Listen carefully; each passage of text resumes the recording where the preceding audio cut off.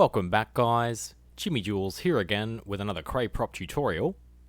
In today's episode we'll be going over the weapon manager and the weapon spawner props. I'll take you through a number of examples today. We'll go through how to set up a weapon inventory system so your player can choose which weapon to use. We'll go through setting up a combo counter so you can count how many players your player has killed, or in this case objects your player has destroyed. And the combo counter will of course reset when you die. We'll also go through making some custom weapon pickups, and we'll make a limited time weapon upgrade as well.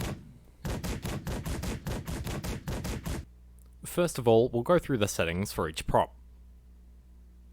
On the weapon manager prop, our first option is the name for the weapon.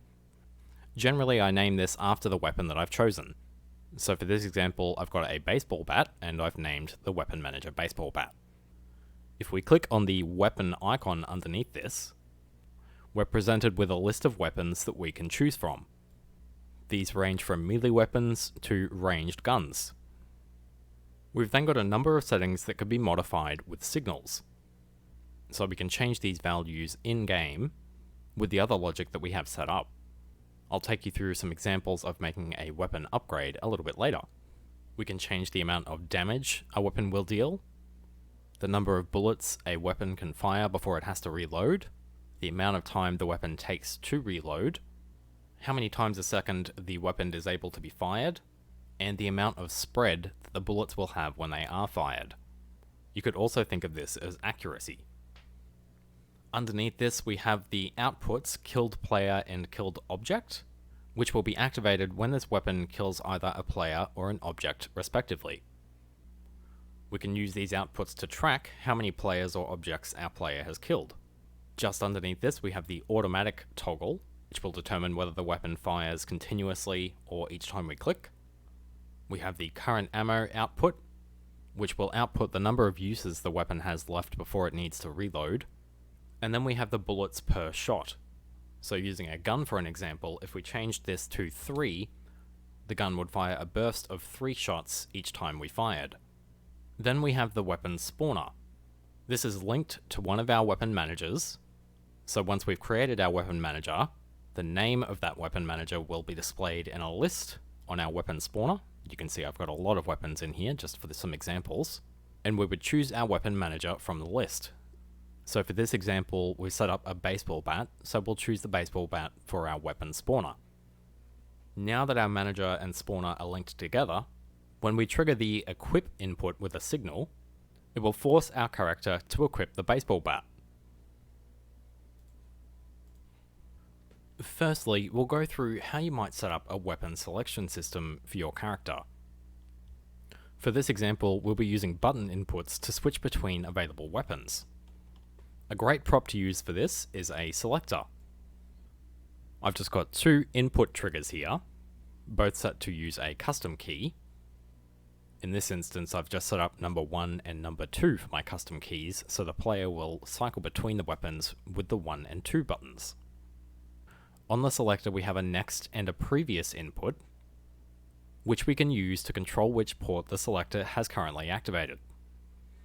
So for example, the selector will start on port 1, then when we press our key to activate the next input, it will cycle through to the next port on the selector, which in this case would be number 2, and then 3 and so on. So basically, the selector is going to cycle through each of our weapon spawners and equip a different weapon with each output. Our players will start out with no weapon. I've got a weapon manager set up with the none option, so we're forcing the player to start out with no weapon equipped. And then on port 2 of the selector, I've got the baseball bat weapon spawner. So when the player presses the input to cycle to the next output of the selector, it's going to equip our baseball bat. You can see here that we start out with no weapon equipped. Then if we press number 1, our selector is going to cycle to the number 2 port, and we can keep cycling the selector to get different weapons. Next we'll go through how to make the combo and the kill counter at the top of the screen. The combo will be reset when you die, but the objects destroyed or the kill count will not. For this setup, we're going to be using the killed object output. If you were making a multiplayer game, you could use the killed player output and achieve the same effect. Because we don't have any other players in our game, we'll use the killed object output instead. Firstly, we'll need something to track how many things our player has killed. For this, we'll be using a variable. I've got two variables set up here, one to count the combo and the other to count the objects destroyed or the players killed. We want to add one to the combo and the objects destroyed each time the player kills something. So if we jump into our gun manager settings, we'll find the killed object output here. And because we want to add one to the combo and the objects destroyed variable each time the player destroys an object, I've just got set up two variable modifiers. These are just adding one to the combo and the object destroyed variable each time the player destroys an object. I've just got some text and number displayers set up on the screen here, as you can see, just to display the current combo and the current number of things destroyed. So if I destroy one of the boxes, you can see the combo and the objects destroyed both go up by 1, and we can continue to destroy more boxes, and they will keep going up. But we need our combo to reset once our player dies, and at the moment, that's not happening. To detect when our player is dead, we can use the current health output on the player manager prop. If you were making an online multiplayer shooting game, you would set this to multiplayer. What we want to do is that every time the player's health drops to 0, is to reset the combo. So to do this, all we're using is a calculator and a variable modifier. The calculator is checking when the player's current health is equal to 0, so when the player's health is 0, or they've lost all of their health. It's then activating a variable modifier to reset the combo. And this reset option is going to reset our variable back to its default.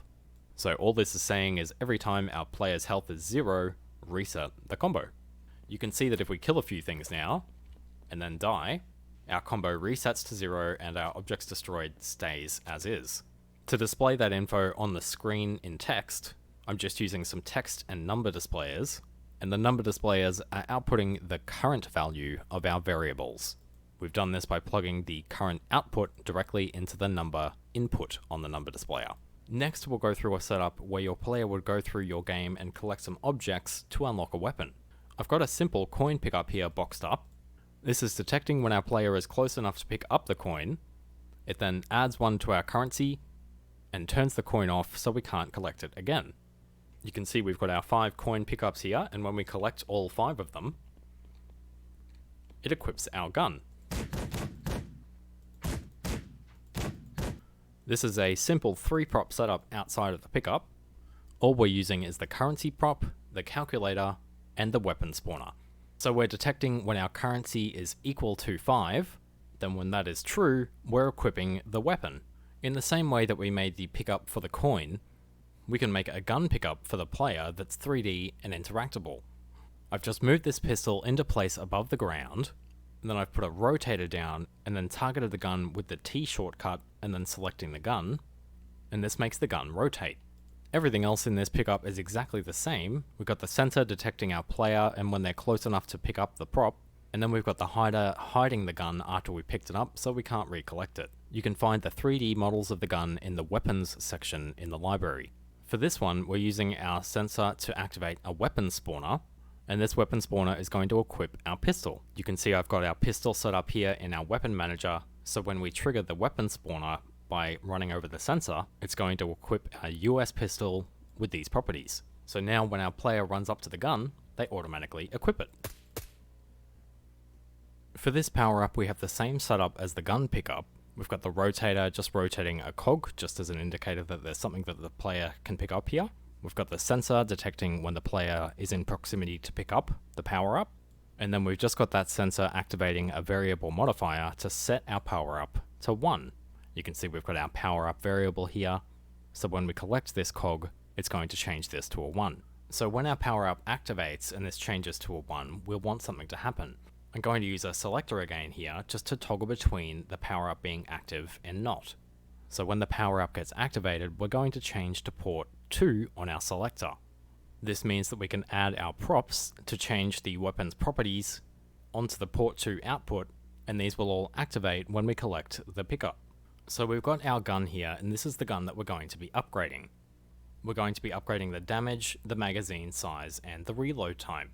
To change these values, we're initially going to need something to store the values in. I've got a couple more variables here. I've got a damage variable and a reload time variable.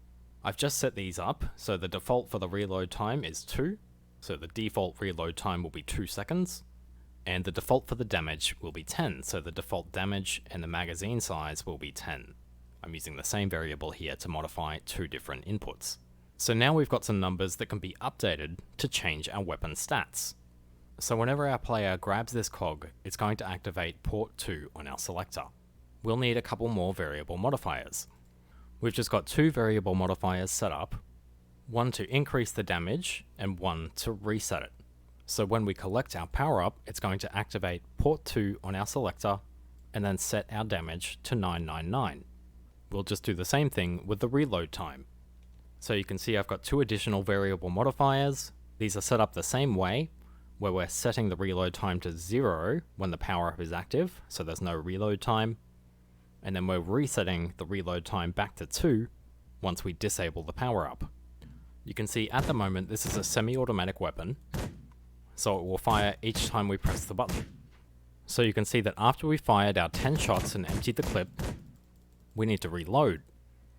But if we grab our power up, we can continue to fire even after we've used 10 shots because our power up is active and has increased our clip size. At the moment this is a permanent power up, which may be what you're after, but let's make this one timed, so after a certain amount of time it will expire. We'll grab out a timer prop and we'll plug this into port 2 of our selector. So we're going to start this timer as soon as the power up is active. Then after 5 seconds, we want the power up to be disabled again. So we'll grab the timer finished pulse output and plug that back into port 1 of our selector. Port 1 has our reset variable modifiers, so this will reset our damage and our reload time back to what they were originally. So now rather than the power up being permanent, it will last for 5 seconds and then we'll be forced to start reloading again. Anyway guys, this was just a few examples of some of the things that you can do with the weapon and the weapon spawner props. I'd love to see what you guys come up with. If you've got any questions at all, definitely leave a comment. This has been Jimmy Jules, and I'll see you in the next one.